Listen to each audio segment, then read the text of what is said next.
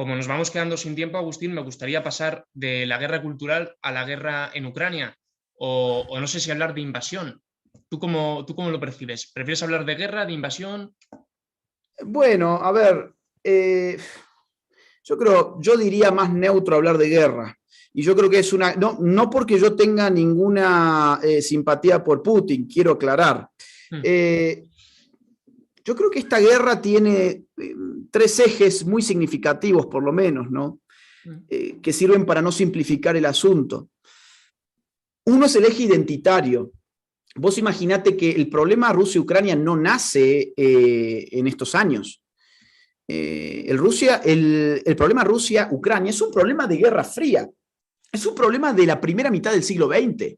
Las hambrunas de Stalin provocadas en Ucrania durante la década del 30 fueron un plan de exterminio a la nación ucraniana. Rusia siempre tuvo un interés geopolítico en Ucrania.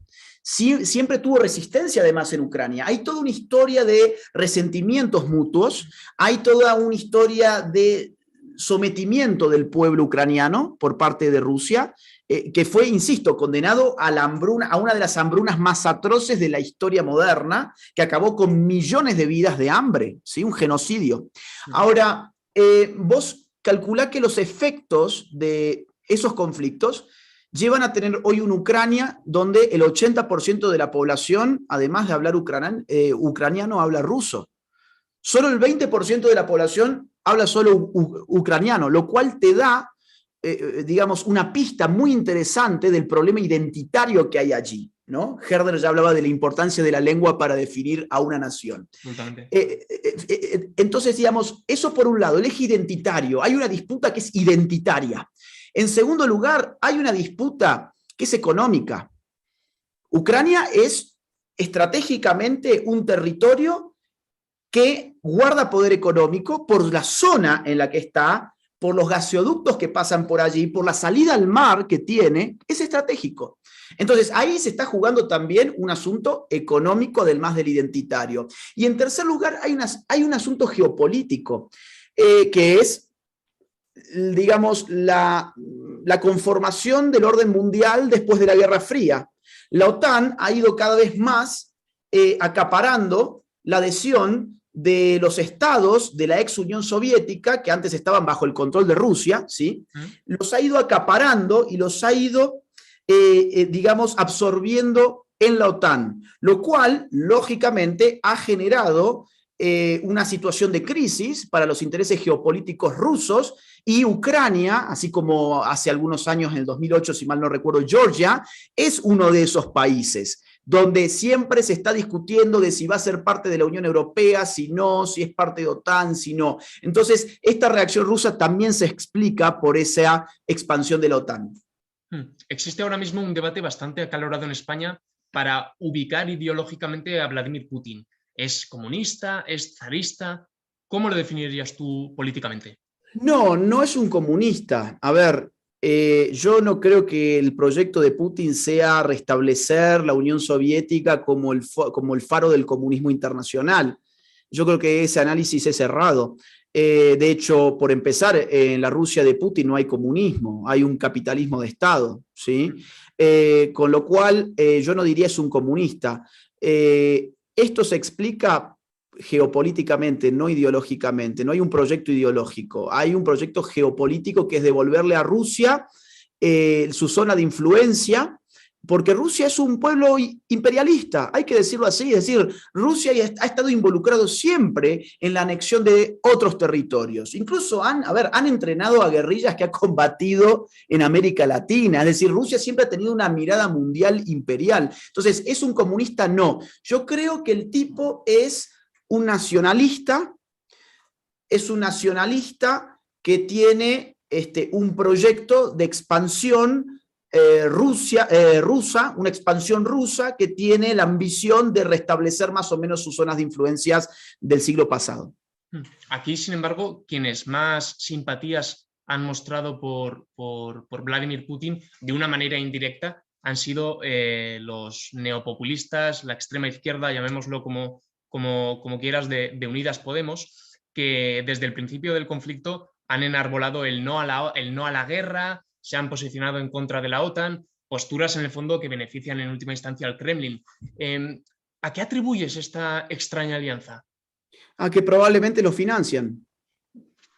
A ver, esto es clarísimo. Sigan el dinero.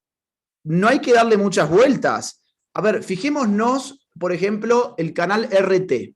El canal RT sale en España, obviamente, sale también en cualquier país hispanoamericano, y es muy gracioso porque el canal RT se dedica, por ejemplo, a distribuir feminismo radical, abortismo, ideología de género, o sea, todo lo que Putin prohíbe en su patria, te lo mandan a la tuya. Es increíble, o sea, digamos, eso es lo que está pasando. Y todos estos partidos de izquierdas, ¿sí? Y todos estos grupos de izquierdas se recuestan por una razón geopolítica, además, en Rusia, porque Rusia necesita, digamos, complicar el dominio norteamericano sobre distintos países. ¿Por qué Rusia, por ejemplo, financia Venezuela? O tiene vínculos con Venezuela, o con Cuba, o ahora con Argentina. Porque le conviene que esa situación se mantenga, que la izquierda se mantenga en estos países, porque mientras esté la izquierda significa que la influencia de los Estados Unidos es mucho menor, ¿sí? Son guerras de poder geopolítico más que ideológicos. Hemos conversado durante casi 50 minutos, Agustín, sobre la guerra cultural, y me gustaría plantearte, por último, si esta entrevista se hubiera producido en 2 meses, en 5 meses, incluso menos, en 2 semanas, ¿hubiéramos tenido que hablar de Tercera Guerra Mundial? Mirá, si esta pregunta me lo hubieses hecho hace 4 días, 5 días, 6 días, mi respuesta hubiese sido otra. O sea, ya te voy a dar mi respuesta de ahora, pero ¿por qué hago esa introducción? Porque las cosas cambian tan rápido y en una guerra todo es tan imprevisible que es muy difícil responder cosas que vayan más allá del día a día. Mirá, yo hace algunos días pensaba esto va a ser un conflicto de corto alcance. Esto va a durar un par de semanas, va a terminar en el cambio del gobierno ucraniano por un gobierno prorruso, no va a ser una anexión de Ucrania a territorio ruso, no va a ser tan pornográfico el asunto, sino que lo que van a hacer es cambiar al gobierno actual y van a poner a alguien a favor de Rusia, del esquema ruso, y así se va a terminar el conflicto.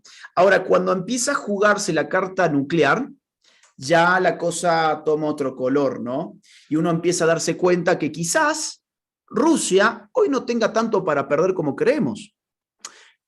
Quizás Rusia, además, tiene una historia de resiliencia respecto a las crisis humanitarias y bélicas. Digo, a la vuelta de la esquina está la descomposición de la Unión Soviética. Esa gente todavía vive, esa gente todavía tiene cuerpo para poder soportar crisis económicas. Occidente se cree, a ver, Occidente lee esto con paradigmas liberales modernos, como si esa gente fuese la misma que encontramos en España o en Argentina o en Estados Unidos. No, eso no es así. Rusia no tiene nuestras democracias liberales ni las culturas democráticas liberales digamos, de Occidente. Entonces, yo creo que esa gente tiene más cuerpo de lo que nosotros creemos para resistir una crisis económica, por ejemplo, que es a lo que apunta Occidente. Yo creo que esa gente además tiene poco para perder, sobre todo Putin. Putin, es más, se le ha diagnosticado recientemente pocos años de vida. Enfermo terminal. ¿Qué tiene para perder como individuo Putin? ¿No? Y Rusia es una potencia nuclear. Se están sublevando. Sí, hay una sublevación, pero vos no te olvides que las Fuerzas Armadas y de seguridad responden al gobierno. Entonces, es como que digamos, bueno, tenemos las sublevaciones populares en Venezuela y ¿en qué han terminado? En nada. Porque en definitiva lo que se tiene que sublevar son las fuerzas represivas. No el pueblo. El pueblo en una dictadura es fácilmente controlado. Se le dispara un par de tiros y se acabó la revuelta. Entonces, Rusia es una potencia nuclear. Que tenga poco para perder significa que puede ir hasta las últimas circunstancias. Agustín, ha sido un absoluto placer compartir este tiempo contigo. Muchísimas gracias por tu tiempo. Espero que el libro sea un éxito. Parece que lo va a ser por la venta que está teniendo en estos primeros días y espero conversar contigo cuando lances el siguiente.